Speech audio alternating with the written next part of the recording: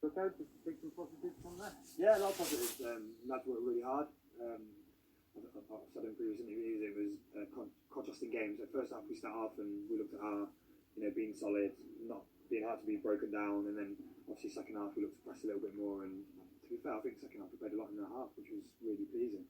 And the kind of negatives were that, well, the negative positive was that we worked really hard to get the balls in good areas, and then we just didn't have that final delivery or that final pass in the final third, which it'll come. It's a new team, we're developing all the time, but what I would say is we're playing against an opposition that's a league above us looking to go in the playoffs next year. So if we play like that at our level, then I think we'll have a lot of success.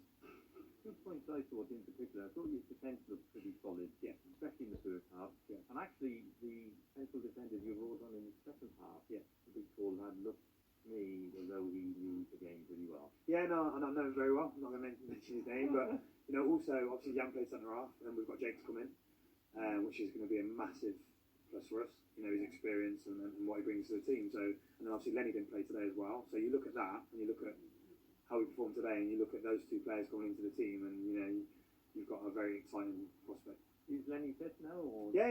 He played 45 on Saturday, and obviously he's not played a lot pre-season, and obviously not trained loads. So we didn't want to then put him back in and have that fatigue. And when you get fatigue, you get muscle injuries. So no, he's fine. He's here today, but we just wanted to kind of rest him and give. We had a lad from a club that I won't mention. It's sad you can't mention him, isn't it? But we wanted to have a look at him as well, so that was a good opportunity. And also we wanted to give Demi 90 minutes. Yeah. But you still look, as a team, to be a striker short. Yes, we are. Yeah, 100%. We were meant to have someone in today on loan. That's been not cancelled, but been postponed just because of the COVID bubble stuff and all that stuff. So we're still looking to do that.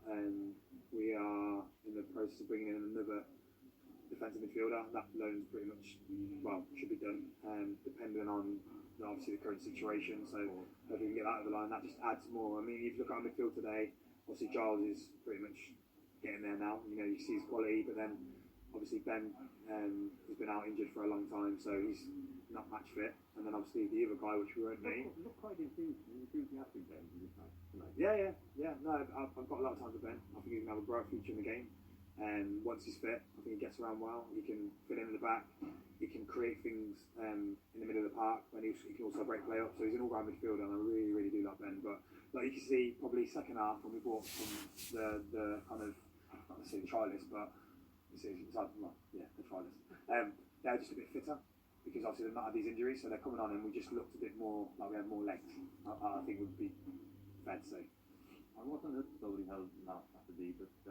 The lad who scored the goal down there, he was out here tonight. He was. I also know him very well. So he's done really well since he's come in.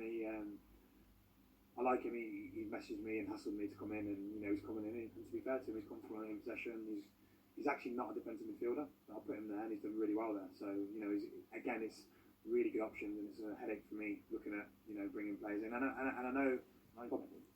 Well, I know the fans have not been happy because it's like trialist, but at the same time, some of them are getting good players, and we know what they are. So it's we won't disrespect them by calling them trialists because they've got good pedigree. There's another lad out there today who's played at a very high level, and but obviously we want to look at him tonight. He's going to go down as a trialist. Everyone's going to be like trialist number 65 for the season, but no, he's a very good player. They had 2 goals. The first one, I don't think the keeper had a chance. No, I mean, everyone's applauding the first one. That's what Ozzy's got about him. He's got that quality. So, he's one of them. The second one, not happy with. We didn't think it even gone in. No, I actually thought it went over. Yeah. So, I don't know if I've just got bad eyes at night or what. I actually thought that went over. But it went in. We didn't get the first contact. I think that's the thing. I think you get that, and it's done. And to be fair, I think we defended well, especially with a team like them that they're very possession based, and then they slide little balls in between. And I think we didn't get broken through, which was real positive. Unfortunately, we've got to talk about the current situation with COVID and how it's affecting everything. Yeah. Obviously, you've got a game next Saturday. Yeah. Which I presume will go on. As far as I'm aware. Yeah, I'll speak to Cookie, the manager at Chippenham. He's a good friend of mine, so we'll have a chat, make sure that that's going ahead. Yeah, it's frustrating because you've got bars, clubs, restaurants open in close environments, indoors, where people are allowed to go to, but yet you can't sit in a socially distant stadium that's geared to make sure it's safe. Come and watch their football, which is bizarre. I think clubs from other countries are going back now. Clubs, fans from other countries are going into the stadium, and it's frustrating. You know, we're not going to survive without fans, that's for sure. So if that's the case, and the government are deciding that we're not going to have fans, which it looks like they are, then they've got to help the clubs financially. And you know, with the live streaming stuff, is one revenue, but it's not really enough for clubs to sustain, you know, and get that income. So we're going to have some kind of help moving forward. In essence, it's suddenly 10, 15,000 pounds a week to provide for the income. Yeah, I mean, it's, you know, we've got a budget. You know, we've obviously looking to spend that. Yeah. But it's not only that. No, but it's even thinking, but your upkeep, that it's cost a lot of money to put the game on today. For example, you know, we've been about the FA Cup game and the prize in the FA Cup, but realistically, you win the FA Cup game and that prize has gone and opened in the ground, so you don't make anything. So the simple fact is, if they want to play behind closed doors, then the clubs need help. Simple as that. And if they can cover that, they can cover that bill for us playing behind closed doors, which means we can entertain everyone and stream all the games, then, you know, we're more than happy to do it. You know, because at the end of the day, it's not just a football club, it's a community. And the fans it's been a long time that the fans haven't seen the lads play. And they just want to be back. So, you know, if they're not going to be allowed in the stadium, at least we can stream it and play. But we need help financially to be able to do that. And the National League apparently got a board meeting Thursday, and clubs are going to be contacted beforehand reviewed. Any idea what like to come out of it? There is a theory that maybe they'll try to apply to the government to drop this league. Yeah, but to be honest, like, we dropped the elite, which is great. What's the 600 fans? Do you know what I mean? Yeah. Like, our average attendance last year was 2,500. So for other clubs, that's fine in this level because they probably get 200-300 fans. At home game, we don't. We're a big football club, so we're going to take the hit. You know, likes of York, Chester's, Boston, those clubs that get big fan base, they're going to get hit. So if they're going to do that and drop the elite level, we still need help. Will we get it?